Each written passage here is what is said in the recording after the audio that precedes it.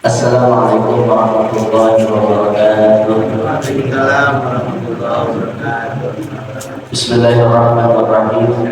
Innal hamdalillah nahmaduhu wa nasta'inuhu wa nastaghfiruh wa na'udzu billahi min shururi anfusina wa min sayyiati a'malina. May yahdihillahu fala mudilla lahu wa may yudlil fala hadiya lahu. Asyhadu an la ilaha illallah wahdahu la syarika lahu wa asyhadu anna sayyidana wa nabiyyana Muhammadan abduhu wa rasuluh.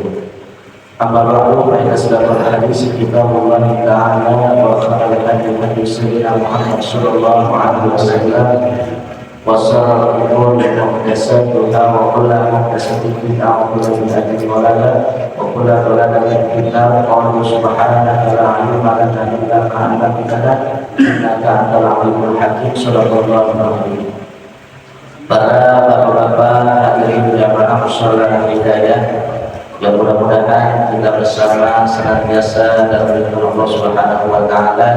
Alhamdulillah wa syukurillah, pada detik ini, pada malam hari ini kita masih sama-sama diberikan beriman Islam sekaligus nikmat kesehatan dan kesempatan sehingga kita bisa melangkahkan kedua kaki kita ke mushola yang kita cintai ini dalam rangka menunaikan ibadah sholat isya berjamaah dan ikuti dengan kewajiban kita. Mudah-mudahan niat dan amal kita mendapatkan pahala yang besar di sisi Allah Subhanahu wa taala. Amin ya rabbal alamin. Para hadirin jamaah dimulakan Allah Subhanahu wa taala, pada kesempatan kali ini sedikit banyaknya kita membicarakan tentang keutamaan dan peristiwa yang ada di bulan Sya'ban. Sebagaimana kita ketahui, pada pertemuan yang lalu sudah saya sebut 3 bulan ini merupakan salah satu bulan yang amat mulia, sehingga dari bulan Rajab, Sya'ban sampai Ramadan di situ ada malam-malam yang sangat mustajab sekali untuk kita berdoa kepada Allah Subhanahu wa taala. Di mana pada bulan Rajab itu terdapat pada tanggal 1 ya. Di tanggal 1 bulan Rajab itu merupakan doa kita, kata Imam Syafi'i, lebih berpotensi dijawab oleh Allah Subhanahu wa taala. Kalau kemarin kita nggak sempat tanggal 1 di bulan Rajab itu ada yang masih kerja, ada yang masih di jalanan, ya masih ada kesempatan. Kapan itu? Nah, di bulan ini. Rajab mulai awal, Sya'ban mulai mulai di pertengahan, sedangkan Ramadan mulai dari akhir. Tanggal 1 bulan Rajab, pertengahan namanya malam nisfu Sya'ban, dan yang terakhir adalah malam Lailatul Qadar. Di Lailatul Qadar itu malamnya ada yang terakhir, 10 terakhir bulan suci Ramadan. Maka kalau kemarin kita nggak sempat tanggal 1 Rajab, maka besoknya malam minggu depan kita memasuki malam nisfu Sya'ban. Sering saya sampaikan bahwasanya ada sedikit perbedaan antara nisfu Sya'ban dengan nisfu Ramadan. Karena kita sedang berada di bulan nisfu Sya'ban, kalau kita merayakan nisfu Sya'ban, membaca surah Yasin, kumpul di kaki, kumpul di masjid, di mushola, memang itu bertepatan pada malam ke-15. Tapi kalau di bulan suci Ramadan, terkadang kita ganti surah kepada ya. Minggu pertama kita baca Al-Fatihah dan Qul.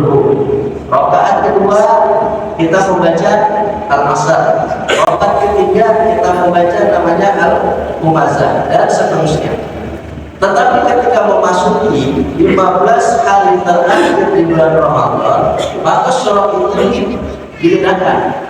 Yang tadinya Al-Hamdulillah lalu diganti dengan Inna anzalnahu fi lailatul qadar. Kebanyakan masyarakat kita menyamakan malam nisfu Sya'ban dengan malam nisfu Ramadan. Padahal untuk pergantian surah itu bukan pada malam ke-15. Tapi kalau Ramadan itu malamnya malam ke-16, puasanya udah dapat 15. Nah, ini sebagian di masjid kita, mushola kita kalau ganti surah ya malamnya ke-16. Padahal yang lebih tepatnya adalah malam yang ke-16. Itu salah satunya.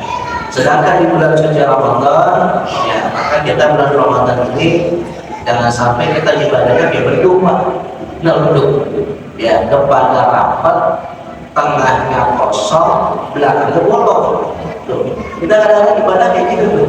Sama kayak ngaji. Ngaji itu kadang-kadang yang rapat cuma 2 kali, pembukaan, penutupan. Di situ aku ngaji gitu. Sisanya di tengah-tengahnya kosong. Ya alhamdulillah itu amal juga ya, nanti kita ngaji. Ya, biasanya orang ngaji itu dua di awal dan di akhir, tengah-tengahnya kosong. Kadang-kadang orang ibadah demikian. Kendati demikian, bahwasanya kita masih bersyukur kepada Allah Subhanahu wa Ta'ala, masih diberikan hidayah oleh Allah untuk senantiasa duduk di majelis taklim.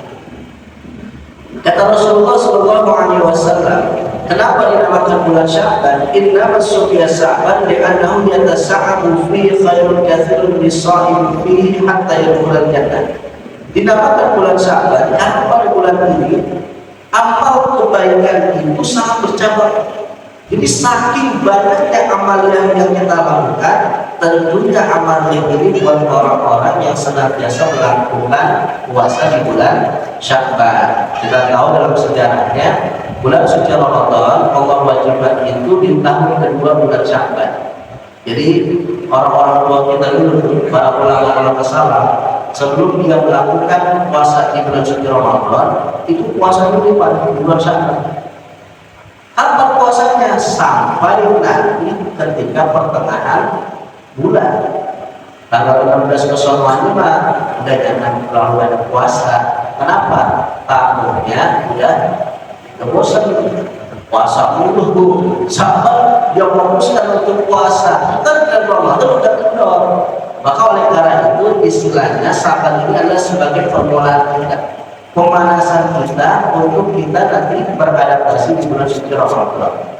Karena memang walaupun di puasa kita lakukan tiap tahun, kalau kita nggak pasang niat dengan benar, kalau kita nggak punya tekad yang kuat, niat yang ikhlas karena Allah Subhanahu Wa Taala, itu kadang-kadang kita ibadah mulu-mulu. Sholat kalau kita nggak niat yang benar, kalau nggak punya tekad yang kuat, itu bawahnya sejauh. Apalagi sholat subuh, ya, sholat subuh hujan lagi. Iya. Tapi kalau orang yang niatnya kuat, tekad yang kuat, maka insya Allah mau itu ada hujan, mau itu ada burung, mau ada orang, mau nggak ada orang, tetap aja semangatnya pasti akan datang ke tempat terbaik. Maka semua ibadah yang kita lakukan itu memang berlandasan kepada niat. Maka di bulan ini salah satunya adalah kita dianjurkan untuk memperbanyak ibadah puasa. Al-Imam Syaikhul Khalil Al-Jilani mengatakan Sya'ban ini dari 5 huruf. Ada syin, ain, ba, alif dan nun. Syin itu apa? Syin adalah asyaraf, mulia. Ain al-ulum, arti tinggi. Ba al-bir, arti kebaikan. Alif al-mufah, arti kasih sayang. Nun an-nur, arti cahaya. Kenapa 5 huruf ini memiliki kemuliaan yang amat luar biasa?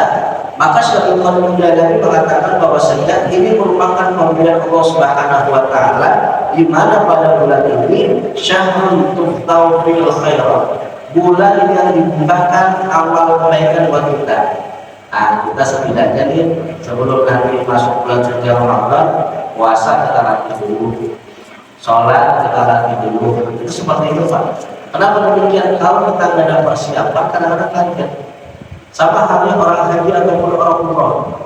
Kalau kita nggak jarang untuk jalan, nggak biasa untuk jalan, naik motor, naik kendaraan, sampai tempat kerja mau ber AC, sampai sore disuruh sakit, itu bisa jadi kita pada buka. Kenapa? Nggak terbiasa untuk jalan.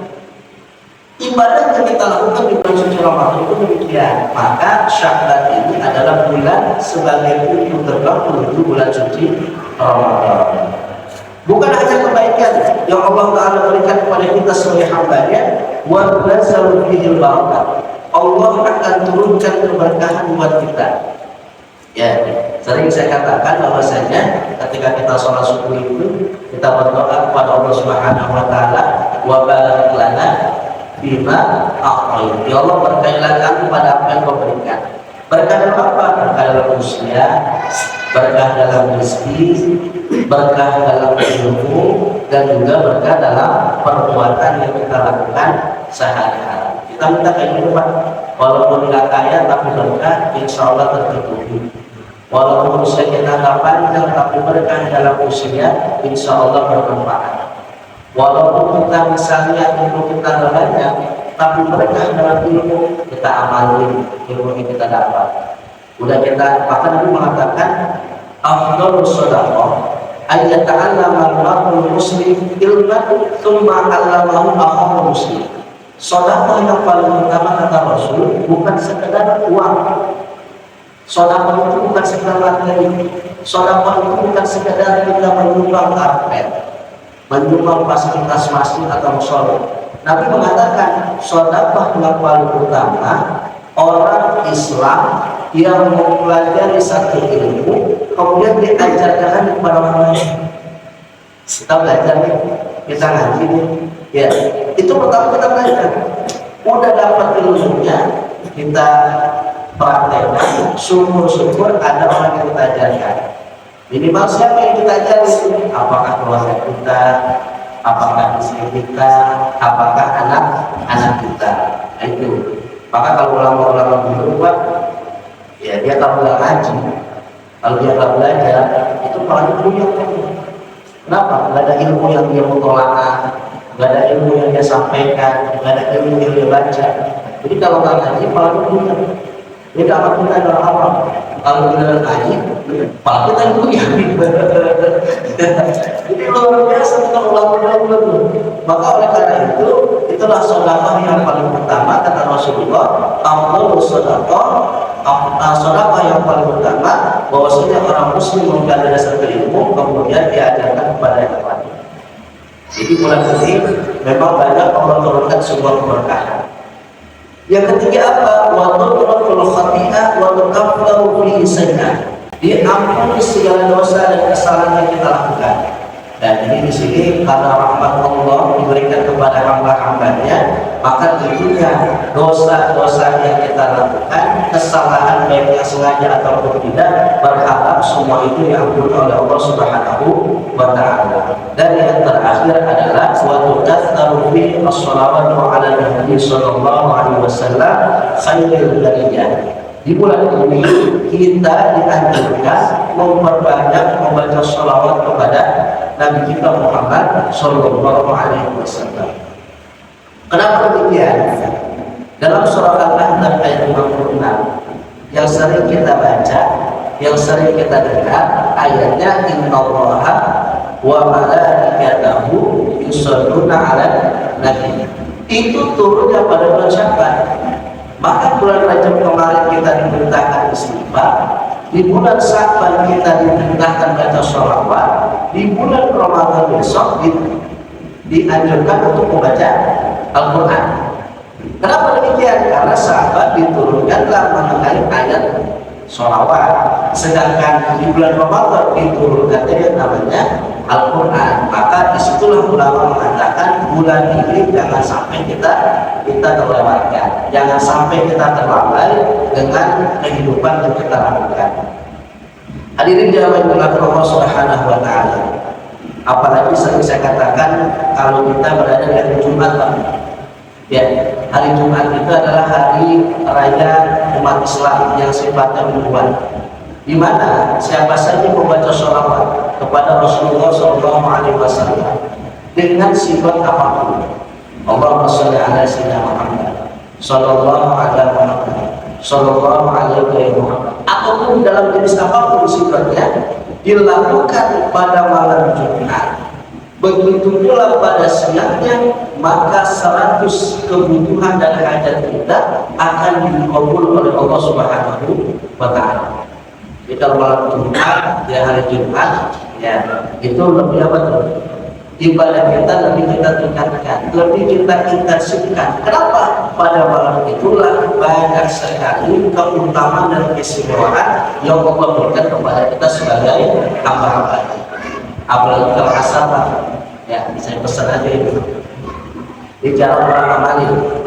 Kata Rasulullah SAW, siapa saja yang bersolawat kepadaku di hari Jumat, waktunya setelah asar, jumlahnya 80 kali, ghafarallahu lahu dzunuba 80 aman. Maka Allah akan mengampuni dosanya selama 80 tahun. Kalau usia kita belum sampai 80 tahun, ada jaminan dari Rasulullah kalau orang itu membaca sholawat kepada Nabi dengan jumlahnya 80 kali. Apa itu? Allahumma shalli ala sayyidina Muhammad abdika wa nabiyika wa rasulika nabiyil ummi. Allahumma shalli ala sayyidina Muhammad abdika wa nabiyika wa rasulika nabiyil ummi. Siapa saja yang membaca sholawat itu waktunya habis asar, jumlahnya 80 kali, Allah akan ampuni dosanya selama 80 tahun. Ini jarang, barangkali kita dengar, ya bacanya sering, sholawatnya sering. Tapi kapan waktunya? Ternyata ulama mengatakan berdasarkan hadis Nabi itu dibaca ketika di waktu asar, dan itu ganjarannya amat luar biasa. Apalagi kita berada pada bulan Sya'ban. Itu yang pertama. Yang kedua adalah turunnya ayat Al-Quran mengenai tentang tahlul kita. Kemarin pada pertemuan yang lalu saya sudah membahas mengenai tentang Isra Mi'raj, di mana Rasulullah itu melakukan perjalanan dari Masjidil Haram ke Masjidil Aqsa. Di bulan Sya'ban, Rasulullah SAW doanya diterima oleh Allah Subhanahu wa Ta'ala, dan Nabi itu meminta kepada Allah agar kiblatnya berpindah. Jadi Rasulullah ketika sampai di kota Madinah, ini sholatnya nggak menghadap ke sini, nggak menghadap ke arah kiblat. Menghadapnya kemana? Menghadapnya ke Masjidil Aqsa. Maka pada saat itu kurang lebih 16 sampai 17 bulan Rasulullah sholat menghadap ke sana, dan Nabi berdoa. Doanya Nabi dikabul kapan? Bukan sekarang doa besok dikabul. Justru Nabi doa itu 16 sampai 17 bulan. Enggak 1 tahun. 1 tahun doanya baru dikabul oleh Allah Subhanahu wa Ta'ala. Padahal Nabi itu orang yang mulia, manusia pilihan Allah, dosa yang tidak ada, udah dijamin masuk surga, tapi doanya baru 1 tahun lebih dikabul oleh Allah Subhanahu wa Ta'ala. Buat kita sebagai umat Nabi, ada beberapa pelajaran yang dapat kita ambil. Yang pertama, jangan bosan-bosan untuk berdoa kepada Allah Subhanahu wa Ta'ala. Ya, karena dalam Al-Quran dikatakan wasta'inu bis-shabri was-shalah. Minta tolonglah kalian kepada Allah dengan baca. Pertama dengan sholat, yang kedua dengan sabar. Kalau kita sholat ruku, kemudian di tubuh kita ini ada beban, apakah ada karung yang berat. Kalau kita pakai ruku, kira-kira jatuh nggak? Kita mau beban di pundak kita banyak beban, kita ruku jatuh nggak? Kita sujud, apalagi? Ya, itu sama halnya. Kalau kita hidup di dunia ini, masalah hidup kita Pak. Hidup kita punya masalah, punya problem. Justru kalau orang punya banyak masalah, banyak problem, hidup kita kurang, misalnya kurang bahagia lah, maka bukan meninggalkan sholat, tapi justru perbanyaklah melakukan ibadah. Insya Allah semua masalah bisa teratasi. Terkadang kita lupa banyak masalah, banyak semua problematika dalam kehidupan, untuk pergi sholat makin sedikit, putus asa kita untuk berdoa. Ya, maka oleh karena itu yang namanya doa jangan sampai kita putus asa. Berdoa aja kita kepada Allah Subhanahu wa Ta'ala. Bisa jadi doa kita itu belum Allah kabulkan dengan apa? Pertama, Allah janji dengan sesuatu yang berbeda. Yang kedua, bisa jadi doa itu akan nanti diberikan oleh Allah ketika berada di akhirat. Jadi kita sebagai manusia hanya diwajibkan untuk ikhtiar dan tawakal kepada Allah Subhanahu wa Ta'ala. Karena Nabi sendiri saja berdoanya kurang lebih sampai 16 dan 17 bulan. Hadirin jamaah belakang Allah Subhanahu wa Ta'ala. Selanjutnya adalah keterangan yang ada besok malam minggu pada malam nisfu Sya'ban. Ya.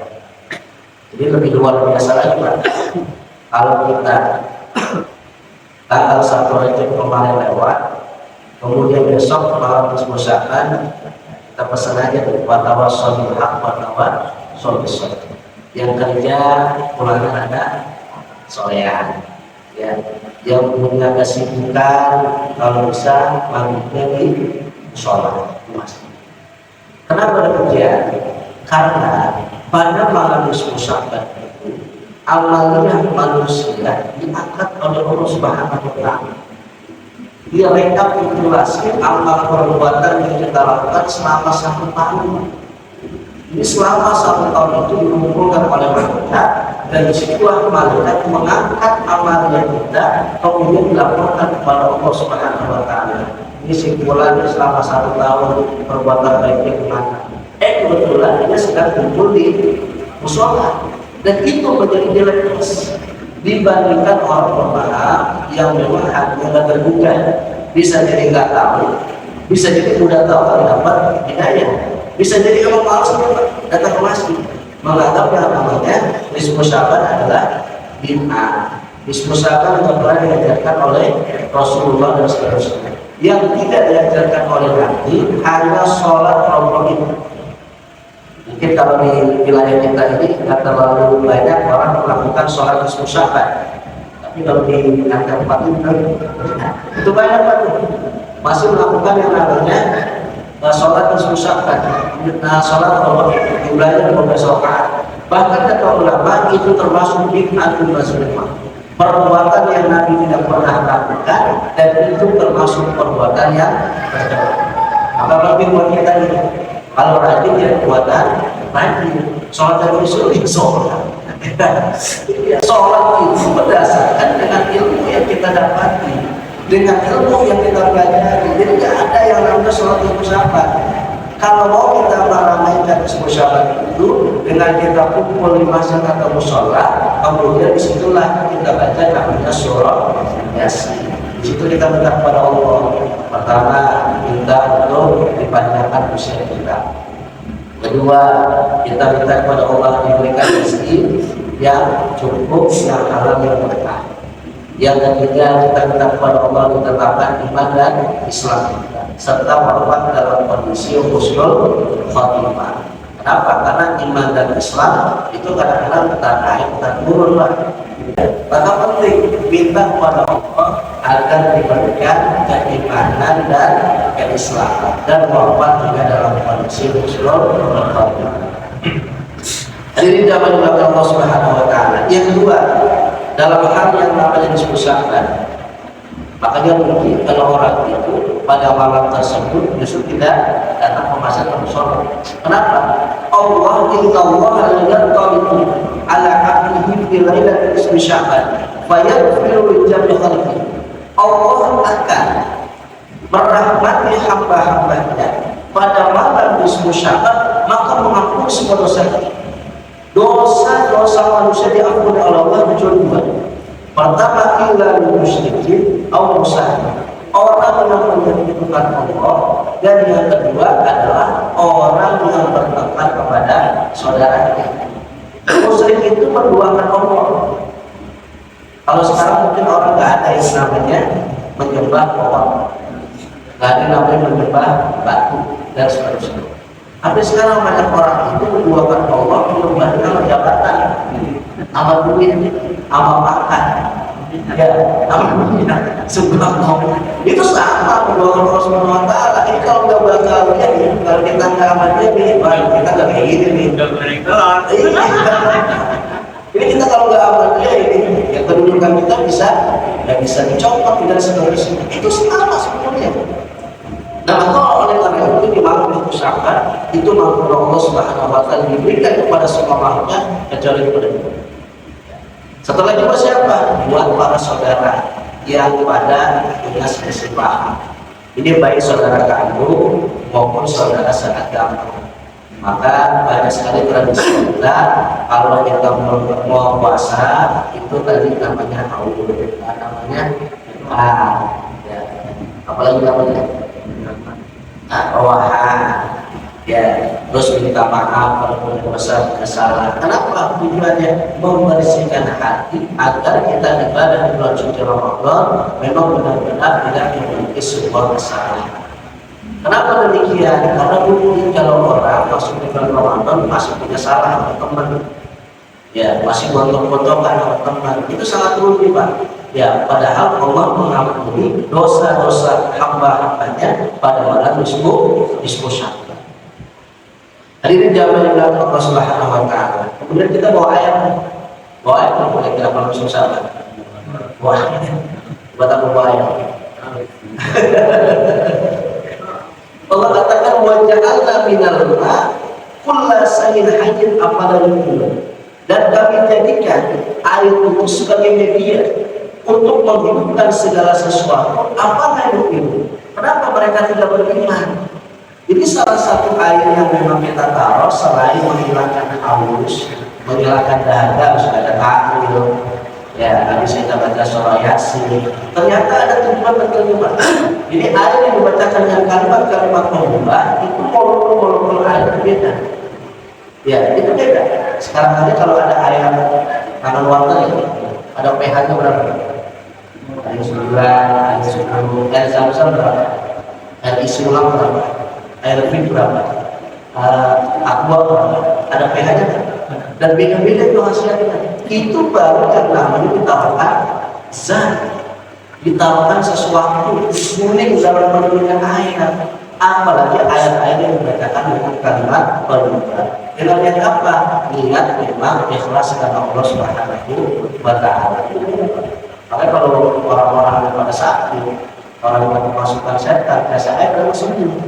Ya, kenapa demikian? Ternyata air itu adalah sebagai media untuk menghidupkan segala sesuatu. Jadi bukan perkara yang bid'ah di zaman Nabi. Namun Nabi kalau susah pakai air udah juga. Cuma sesuatu yang baik itu kemudian tidak Nabi lakukan bukan berarti tidak boleh.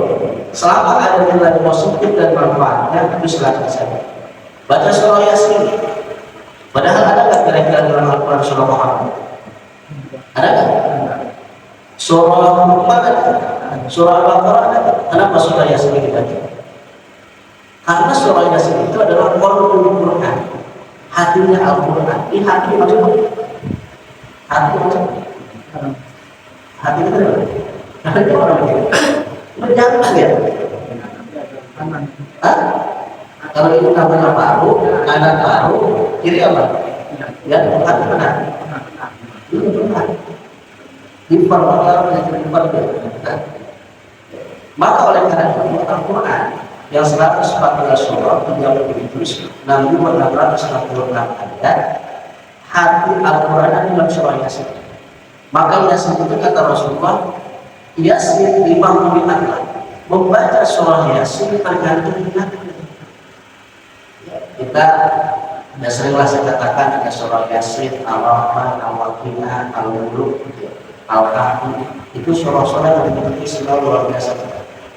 Surah Yasin misalnya, untuk apa tujuannya? Segala sesuatu kalau kita niatkan baik, kata surah Yasin. Maka banyak sekali kita kalau orang mati ketika surah Yasin, tempat di rumah baca surah Yasin, orang kawanan baca surah Yasin, bahkan mau teman Islamnya kadang-kadang diawali dengan surah Yasin. Kenapa? Tergantung niat. Dan itu luar biasa, apalagi kalau baca sampai 41 kali. Surah Al-Waqi'ah, ini sering saya katakan, khususnya adalah kita sebagai umat Islam. Kalau umat Islam itu tahu segala sesuatu yang diajarkan oleh Rasulullah, saya katakan umat Islam itu kali miskin. Kalau tidak kaya, minimal dia Allah cukupkan. Apa kata Nabi? Nabi jamin, kata Rasulullah, man qara'a suratal waqi'ah fi kulli lailatin lam tusibhu faqatun abadan. Orang yang membaca surah Al-Waqi'ah setiap malam tidak akan jatuh dalam kemiskinan. Jadi kalau kita rada-rada rezeki kita sedang, malam habis mau tidur nih, bacanya surah Al-Waqi'ah. Biasanya 10 menit, kita lagi baca Waqi'ah. Besok lagi kita baca Waqi'ah. Kita Al-Quran yang nggak ada, di handphone udah ada sekarang. Ya, itu Nabi yang menjamin tidak akan jatuh dalam kemiskinan. Ya. Kalaupun tadi saya katakan tidak akan ya, tapi insya Allah Allah akan berikan kecukupan. Itu salah satu surah apa? Surah Al-Mulk. Ada lagi yang namanya surah Al-Mulk. Surah Al-Mulk itu ada kelebihannya. Jasad kita nanti di alam kubur itu tidak akan termakan oleh cacitan. Kita baca apakah setiap sholat, apakah kita setelah sholat asar, dan seterusnya. Baca surah Al-Kahfi dari ayat 1 sampai 10 ayat yang pertama dilindungi dari yang namanya Dajjal. Ya. Dan banyak lagi ayat-ayat yang benar Allah Subhanahu wa Ta'ala perintahkan buat kita sebagai hambanya untuk kita istiqomah dalam membaca. Yang ingin saya sampaikan adalah semua itu adalah bentuk ibadah yang Allah perintahkan melalui lisan kita Muhammad Sallallahu Alaihi Wasallam. Tinggal kita sejauh mana mau untuk mengikuti perintah Allah dan perintah Rasulullah. Khususnya tadi kita berada di bulan yang mulia, rugi kalau kita tidak manfaatkan dengan sebaik-baiknya.